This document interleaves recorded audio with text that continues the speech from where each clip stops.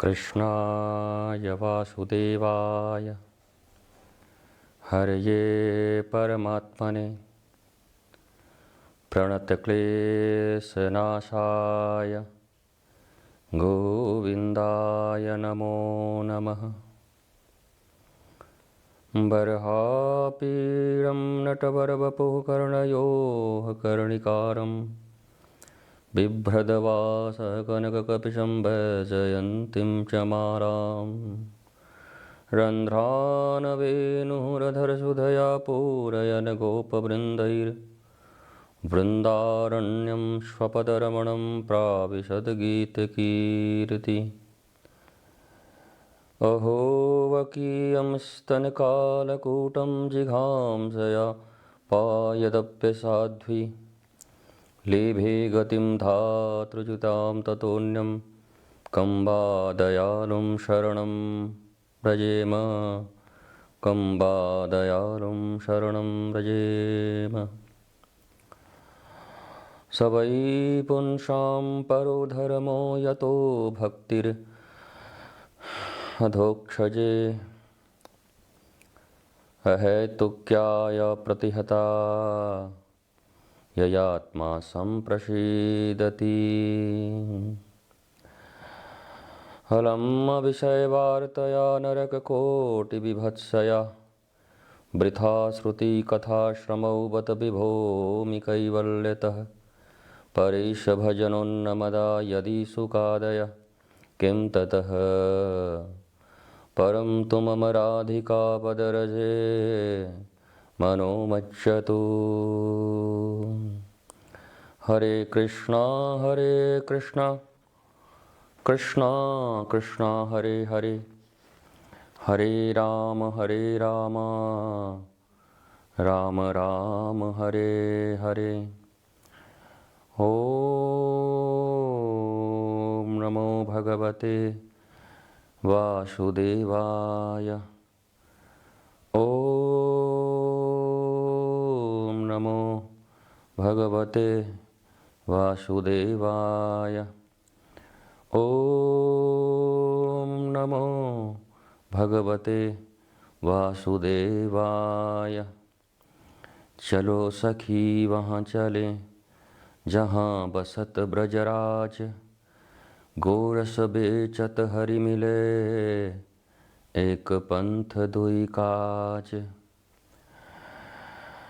यह तन विष की बेलरी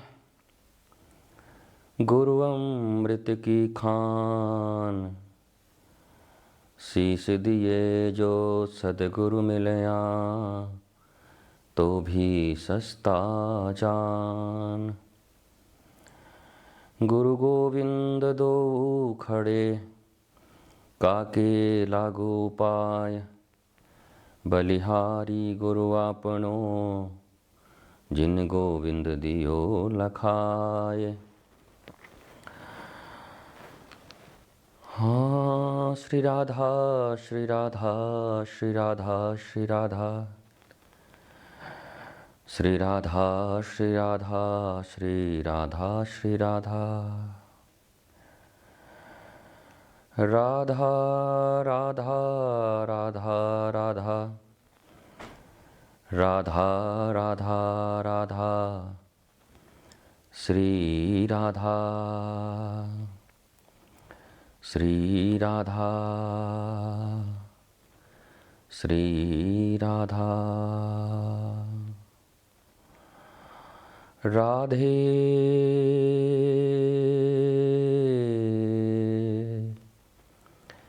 श्री राधे, श्री राधे, श्री राधे, श्री राधे राधे, श्री राधे, श्री राधे,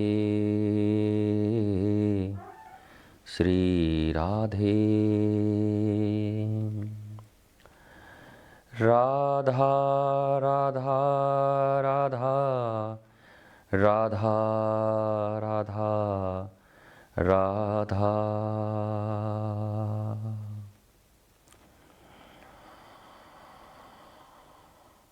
हरि कृपा तब जानिए, जब दीन मनुज अवतार।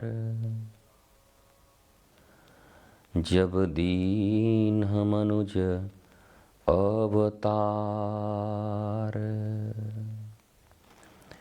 गुरु कृपा तब जानिए, जब छुड़ा देवे यह मिथ्या संसार। मिथ्या संसार।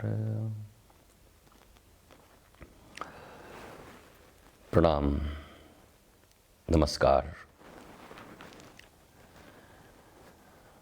श्रीधाम वृंदावन, रसिकों की राजधानी,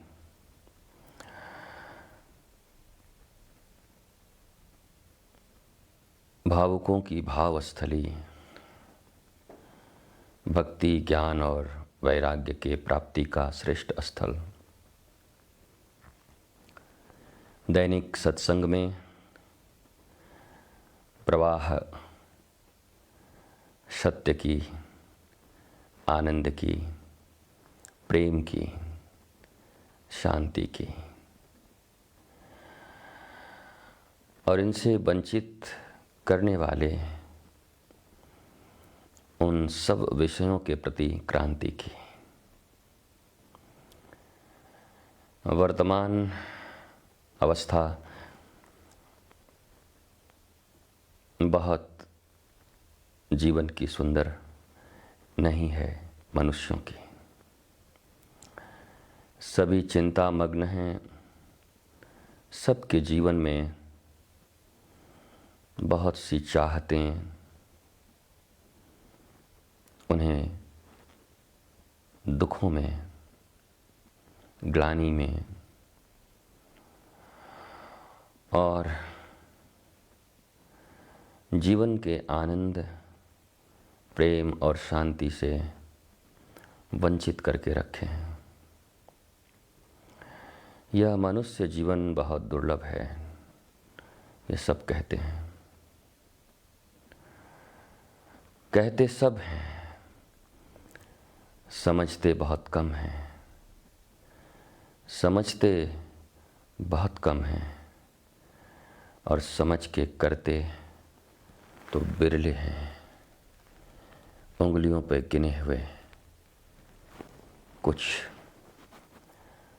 बहुत कम लोग। युगों का प्रभाव गुजरता गया। सतयुग, त्रेता, द्वापर और अब कलिकाल। पर उन महत्पुरुषों की, महापुरुषों की संख्या बहुत कम है। कभी कभी लगता है मनुष्यता से ईश्वर अंश जीव अविनाशी, चेतन अमल सहज सुख राशि, हम नीचे गिरे हैं। तो फिर महामानव भी कहने की क्या जरूरत है। मनुष्य ही सर्वश्रेष्ठ प्राणी है। फिर ये महापुरुष, फिर ये महामानव, ये शब्द कुछ अतिशयोक्ति लगती है। क्योंकि मनुष्य श्रेष्ठ है, दुर्लभ है। और ये 8 अरब की जनसंख्या में मनुष्य बहुत कम है। नाम मनुष्य है, पर मनुष्यता का लोप है। Absence of humanity, absence of blissfulness, absence of peace, love, absence of celebration, absence of joy, absence of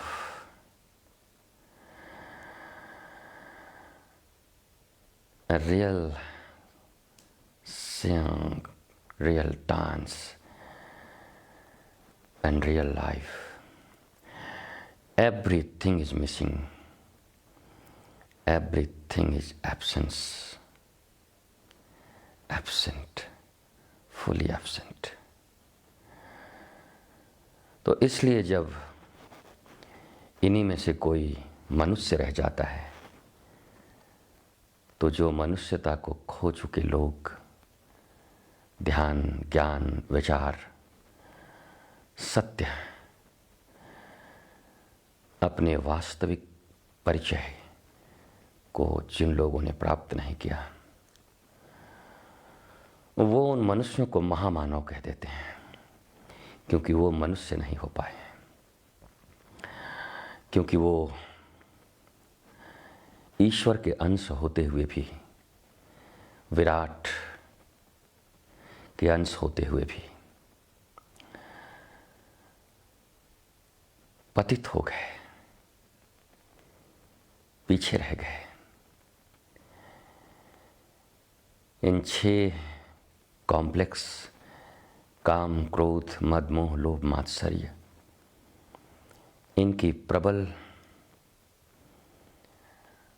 आकर्षण, इनकी पकड़ और इनके चुंगल में रहकर मनुष्य के शरीर होते हुए भी मनुष्यता को खो गए। और जब चंद इन्हीं में से कुछ लोगों ने अपनी मनुष्यता को बचाए रखा तो उनकी दृष्टि में वो महामानव हो गए, महापुरुष हो गए।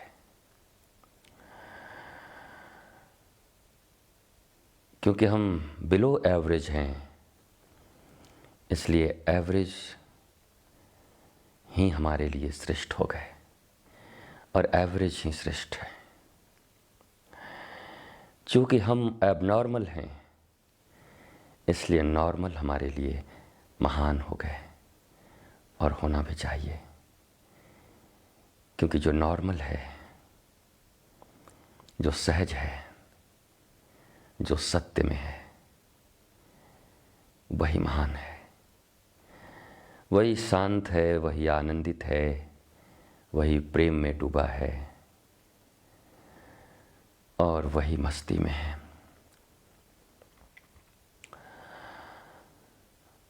इस जिंदगी की सबसे बड़ी भूल स्वयं को अमर मानकर जीना, अपने इस 5 भौतिक शरीर के विनाश का सत्य अगर तुम्हें पता हो, रोज अपने ही कंधों पर समाज सेवक बनकर सैकड़ों लोगों को बरसों में तुमने स्मशान पहुंचाए जहां वो मिट गए, समाप्त हो गए, पर स्वयं इस सत्य से परिचित नहीं हो पाए। दुनिया की आपाधापी, दुनिया की दौड़, दुनिया के ये मिथ्या आकर्षण जो शाश्वत नहीं है, जो मिटने ही वाले हैं, अज्ञानता के कारण उनके साथ प्रबल अटैचमेंट, डीप अटैचमेंट कभी आपको नॉर्मल, सहज और सत्य में अवस्थित नहीं होने देती, जिसके कारण आप कभी शाश्वत रूप से आनंदित, प्रेममय, शांत और आह्लादित नहीं हो पाते। दुनिया बहुत विराट है। विज्ञान के आविष्कार रोज रोज हो रहे हैं।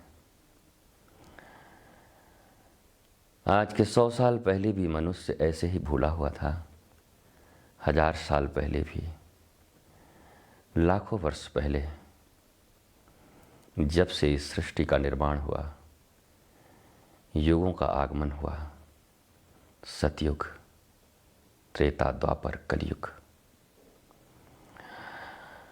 तब भी लोग भूले थे, सत्य से दूर थे। चंद कम लोग सत्य में जीते। हर आदमी इसलिए नॉर्मल नहीं है, इसलिए इन वृत्तियों के पार नहीं है। त्रिगुणातीत इसलिए नहीं हो पा रहा क्योंकि वो प्रतिक्षण घट रही अपनी मृत्यु को नहीं देख पाता। विश्वास करो, अगर चिंतनशील होकर प्रतिक्षण इस शरीर को मिटते हुए देखोगे, और देखना ही क्या, मिट ही रहा है, तुम न भी देखोगे तो मिट जाएगा। तुम्हारे दादा मिट गए, तुम्हारे कई प्रिय जिनको तुम बहुत प्रेम करते हो मिट गए, अब नहीं है, तुम भी मिटोगे। इस सत्य से जो परिचित है उसके चित्त में व्यग्रता नहीं होती, वो व्याकुल नहीं होता, वो कभी भी जीवन में उच्छृंखल नहीं होता, कभी क्रेजी नहीं होता। दत्त चित्त होकर अपनी इस दिव्य जीवन को जीता है, स्वयं धीर, गंभीर, शांत, आनंदित होकर, और उसके जीवन के पुष्प से इसी शांति, प्रेम, आनंद और आह्लाद की सुबास, सुगंध फैलती है। जब कोई नानक, कोई दादू, कोई कबीर, कोई रैदास, कोई मीरा, कोई रत्नावती, कोई कर्णावती, कोई नामदेव, कोई ज्ञानदेव, कोई सोपानदेव, कोई मुक्ताबाई, कोई निवृत्तिनाथ, कोई सांवता माली, कोई गोरा कुम्हार, जब कोई कबीर, कोई आत्मयोगी, आत्मदर्शी, आत्म तत्व उपलब्ध इस पृथ्वी पर रहता है, तो उसके प्रकाश से अंधेरे में जी रहे लोग भी प्रकाश पा जाते हैं। पर जब उनका एब्सेंस होता है तो चूंकि ये प्रकाश तुम्हारा नहीं है, इसलिए तुम फिर अज्ञान, अंधकार में डूब जाते हो। इसलिए कोई भी सद्गुरु, मास्टर, कबीर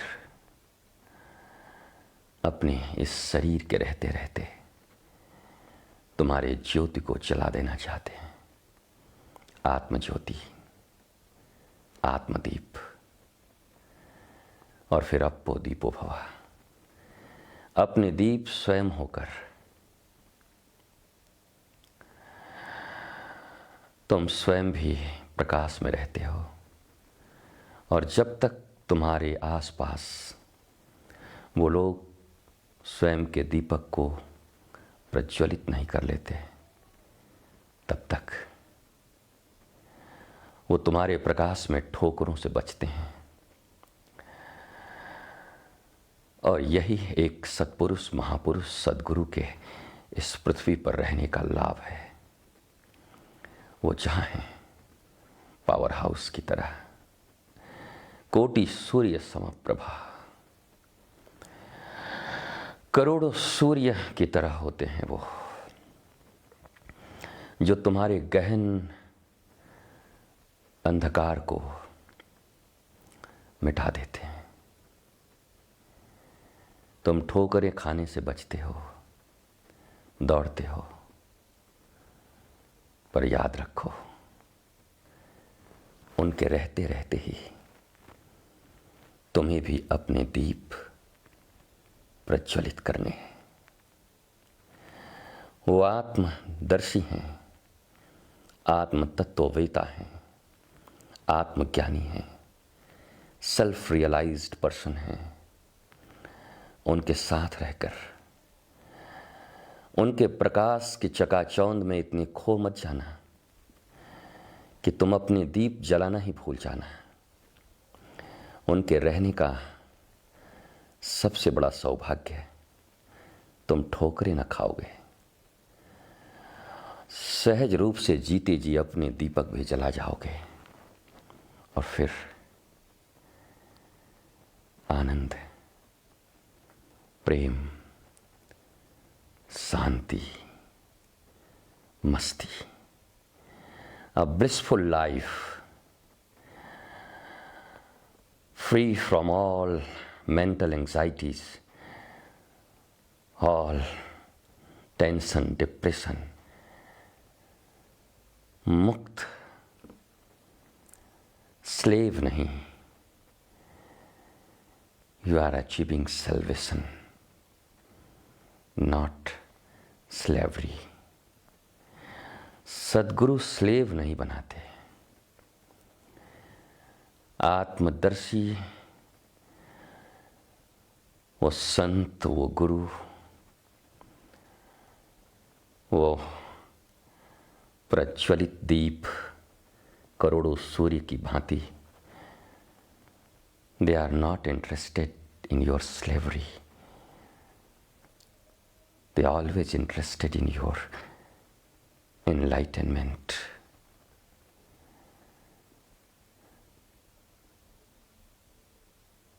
Not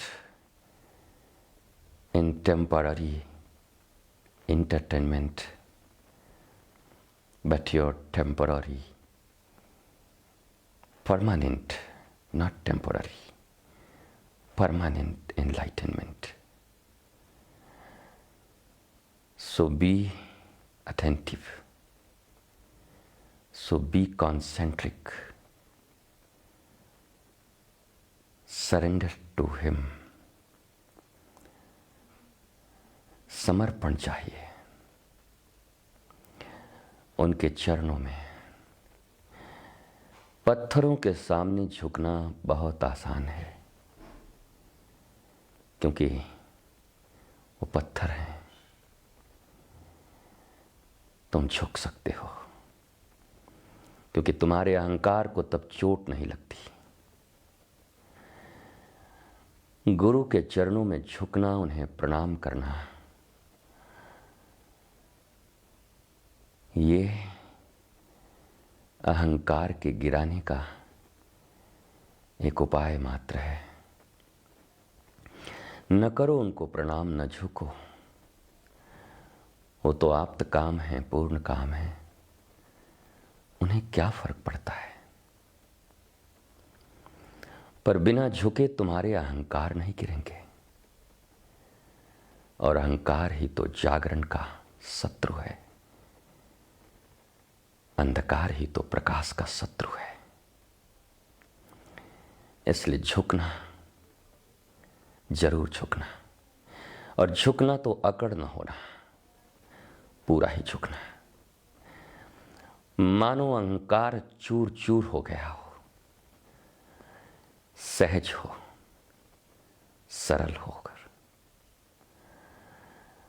उस वक्त ऐसा हो जैसे गंगा सागर में समा रही हो, और गंगा सागर जैसे महान तीर्थ बन रही हो। गुरु और शिष्य का मिलन भी ऐसा ही है। तुम गंगा हो, पवित्र हो, पर मिलना तुम्हें सागर में ही है। गुरु सागर है तो प्यार का सागर है। और जब ये दोनों, या यूं कहूं कि जब शिष्य गुरु चरणों में मिलता है, तो वो समय, वो स्थान, वो काल सब पवित्र तीर्थ बन जाते हैं, जहां उपस्थित होने मात्र से तुम में भी पवित्रता के नाद उठने लगते हैं, ध्वनि और गूंज आती है, अनाहत नाद तक तुम्हें ले जाती है, उस प्रवाह तक ले जाती है जो कभी सूखती नहीं। सजल मूल जिन सरितन, वो सजल मूल सत्य देने वाला इस जीवन में संत है। संत कौन? जो तुम्हारे गुरु हैं। प्रथम भक्ति संतन कर संगा, द्वितीय रति मम कथा प्रसंगा, गुरुपद पंकज सेवा, तीसरी भक्ति अमान। संत वो नहीं, गुरु वो नहीं जो तुम्हें सांत्वना दे। संत और गुरु वो हैं जो तुम्हें सत्य दें, सत्य। और सत्य कड़वा होता है, इसलिए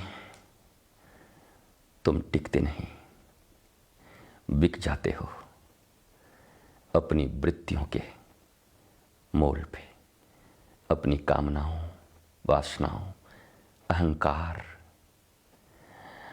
अपने मिथ्या इस शरीर की उपाधियों के ऊपर, उस बुद्धि के ऊपर जो विकृत है, ये वृत्तियां तुम्हें खरीद लेती हैं। काश कि तुम गुरु के प्रेम में बिक गए होते तो इन वृत्तियों के गुलाम नहीं, इन वृत्तियों के मालिक होते। ये वृत्तियां तुम्हें नहीं नचा रही होती, इन वृत्तियों को आधान कर तुम नृत्य कर रहे होते नटराज की तरह, उन प्रलयंकर शिव की तरह जो अमंगलकारी और अकल्याण मूलक हैं, उनका ध्वंस कर रहे होते अपने तांडव से।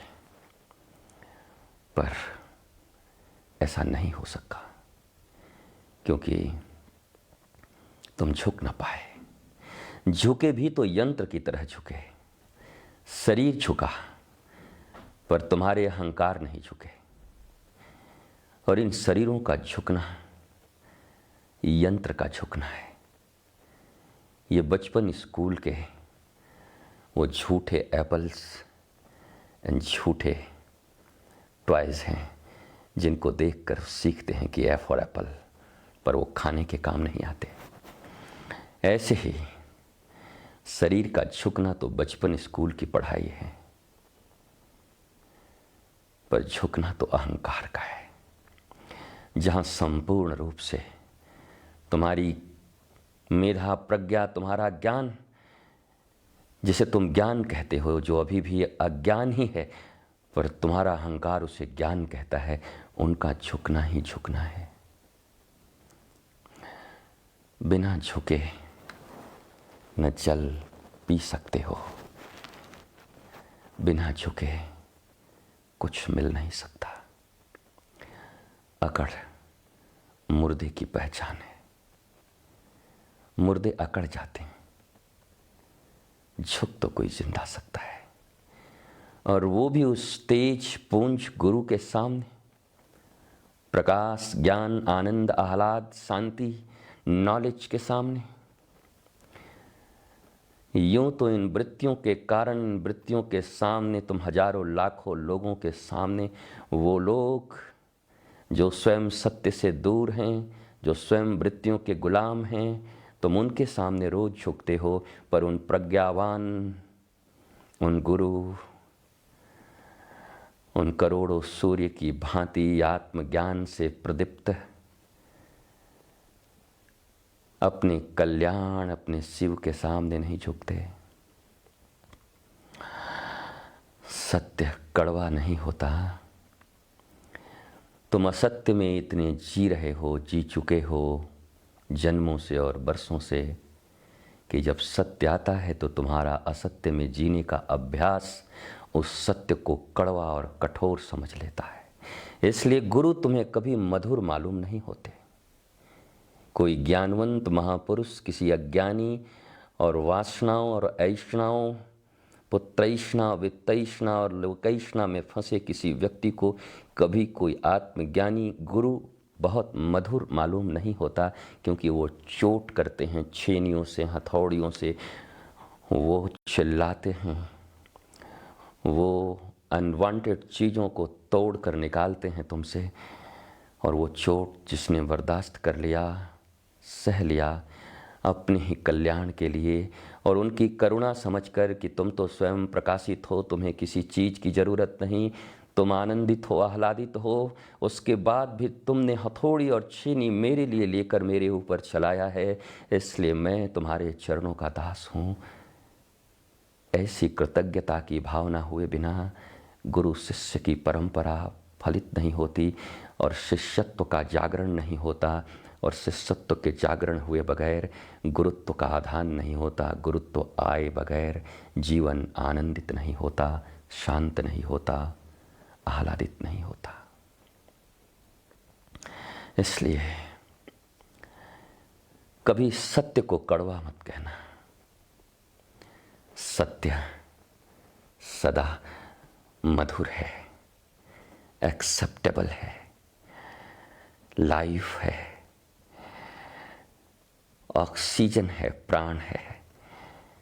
पर असत्य में जीने की इतने अभ्यास किए हैं हमने कि जब वो कोई लेकर तुम्हारे पास आता है तो वो तुम्हें शत्रु की तरह मालूम होता है, और जो तुम्हें सांत्वनाओं की लोरियों में सुला कर रखते हैं, जो तुम्हें नश्वर चीज़ों को दिलाने, तुम्हें रोज सांत्वना देकर झूठे सपने दिखाकर रखते हैं, वो तुम्हारे मित्र होते हैं। बुद्ध से किसी ने पूछा कि आप इतनी कड़वी क्यों बोलते हो, थोड़ा मीठा भी तो बोल सकते हो। मरते हुए आदमी को कहते हो कि तू अब जी के भी क्या करेगा, 100 साल हो गए तुम्हारे। बड़ा एक स्वर्णकार था, सोने का व्यापारी, सभी सांत्वना देते थे। बुद्ध ने कहा ये जी के भी क्या करेगा। इन 100 सालों में जब ज्ञान को उपलब्ध न हुआ, उस शाश्वत जीवन मृत्यु की तैयारी ना की, तो अब ये कर भी क्या लेगा अगर 2 वर्ष जी जाए। बाकी सब सांत्वना देते थे, कुछ नहीं होगा, डॉक्टर आया है, तुम जी जाओगे। बुद्ध ने कहा मरो मरो, अब तुम जी के करोगे भी क्या जब 100 साल में कुछ न कर सके। गुरु तीर चलाते हैं, हथौड़िया। सदगुरु मेरा सूरमा तकी तकी मारे तीर, और तुम्हारे सो कॉल्ड मित्र, तुम्हारे तथाकथित अपने, तुम्हारे तथाकथित परिवार, परिजन, रिश्तेदार, वो तुम्हें अफीम देते हैं, लोरियों के, झूठ के, मिथ्या के, तुम्हें सुलाते हैं, सांत्वना देते हैं एक दूसरे को, इसलिए बड़े प्यारे मालूम होते। पर गुरु तुम्हें जगाता है, स्वप्न से जागरण देता है, होश देता है, इसलिए कठोर मालूम होता है। पर जीवन के परम आनंद, आह्लाद और इन रोज रोज के मरने और दुखों से अगर बचना चाहते हो और एक ही बार आनंदित आह्लादित होना चाहते हो, तो उनकी ठोकरों को सहने की आदत डाल लो। झुको, झुको तो ऐसे झुको जैसे विलीन हो गए हो उनमें, जैसे बर्फ पिघल गई हो, कोई कठोरता न हो, बस तरलता, सरलता, सजलता, और इसे ही सबलता कहते हैं। जो तरल है, जो सजल है, जो सहज है, जो सरल है, वही सबल है। तनकर खड़ा रहने वाले अज्ञानी, मूढ़, मूर्ख, वो कभी सबल नहीं हो सकते। वो बड़े कमजोर हैं, टूटे हुए हैं, बिखरे हुए हैं।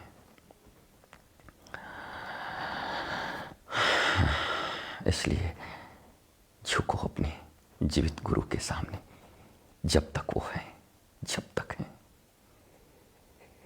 उनके प्रकाश में हो, तो दुखों की अनुभूति उतनी नहीं हो रही जितना दुखमय ये संसार है, क्योंकि उनके पास, उनके औरे में हो। पर छोटी सी चीज क्यों चाहते हो उनसे? जलाओ अपने आत्मदीपक को। भिखारी नहीं, मालिक बनाते हैं वो। तुम भिक्षुक क्यों बनना चाहते हो? भिखारी क्यों? इसलिए गुरु, संत, फिर से कहता हूं, सांत्वना नहीं, सत्य देता है। और सत्य के तुम विरोधी हो, असत्य के प्रेमी हो। इसलिए गुरु तुम्हें कठोर, कड़वा और शत्रु मालूम होता है। बुद्ध से जब उसने पूछा लोगों ने कि ऐसे क्यों बोलते हो मरते हुए लोगों को, तो बुद्ध ने कहा मैं इसका कल्याण मित्र हूं। बड़ा प्यारा शब्द है ये। मित्र सब हैं, पर कल्याण मित्र कौन है? तुम्हें अकड़ सिखाने को, वासना सिखाने को, तुम्हें सत्य से दूर ले जाने को, अंधकार में ले जाने को, तुम्हें नाश करने के मार्ग में ले जाने को तो तुम्हारे हजारों मित्र हैं, पर कल्याण मित्र केवल बुद्ध हैं, केवल सद्गुरु हैं, लिविंग मास्टर। तो बुद्ध की ये बड़ी प्यारी बानी आज मैं तुमसे भी दोहराता हूं। मैं, जो तुम मुझसे घायल हो, जो तुम मुझसे कुपित हो, जो तुम मुझसे दूर हो, जो तुम मुझसे क्रोध से भरे हुए हो, मैं तुम्हारा कल्याण मित्र हूं। कल्याण मित्र, सत्य, सरलता, सहजता और सबलता, ज्ञान, प्रकाश और आनंद देने आया हूं।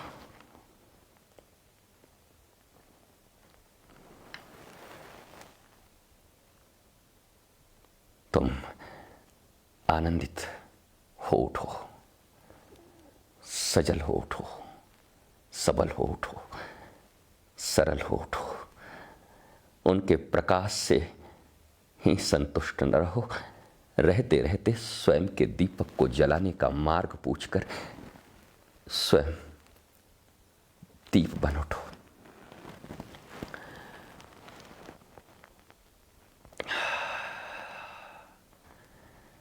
मैं तुम्हारा कल्याण मित्र हूं।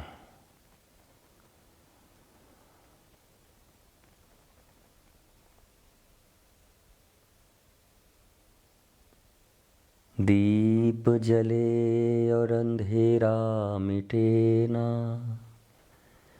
ऐसा कभी नहीं हो सकता। ज्ञान सुने और विवेक न जागे, ऐसा कभी नहीं हो सकता। उसकी रोशनी से रोशन जहान है।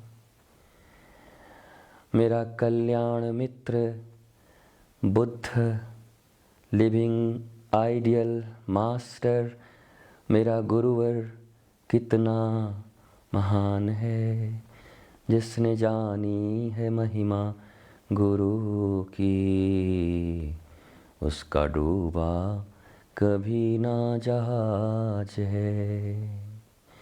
गुरु बचनों को रखना संभाल के, एक एक वचन में गहरा राज है, जिसने जानी है महिमा गुरु की, उसका डूबा कभी ना जहाज है। जब हम पुकारें और वो न आए, ऐसा कभी नहीं हो सकता।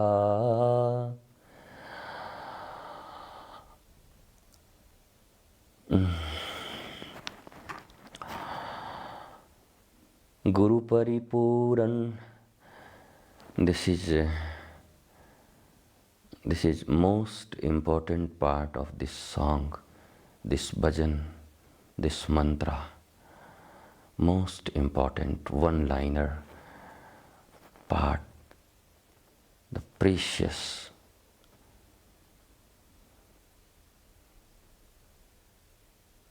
You have to listen. यह सबसे इम्पोर्टेंट, सबसे महत्वपूर्ण लाइन है। गुरु परिपूर्ण समर्पित तो हो जा। गुरु परिपूर्ण समर्पित तो हो जा। धोखा कभी नहीं खा सकता। धोखा कभी नहीं खा सकता। लक्ष्मण रेखा सत्संग की हो तो रावण। सत्संग का अर्थ गुरु आज्ञा। In one word, satsang means Guru Agya, Guru Vani, the lesson of Guru is real satsang. Lakshman रेखा सत्संग की हो तो रावण कभी नहीं आ सकता। उसके हाथों में सौंप दे हाथ तू। वो तो अंग संग तेरे ही साथ है। जिसने जानी है महिमा गुरु की, उसका डूबा कभी ना जहाज है। उसका डूबा कभी ना जहाज है। एक तेरे सिवा इस दुनिया की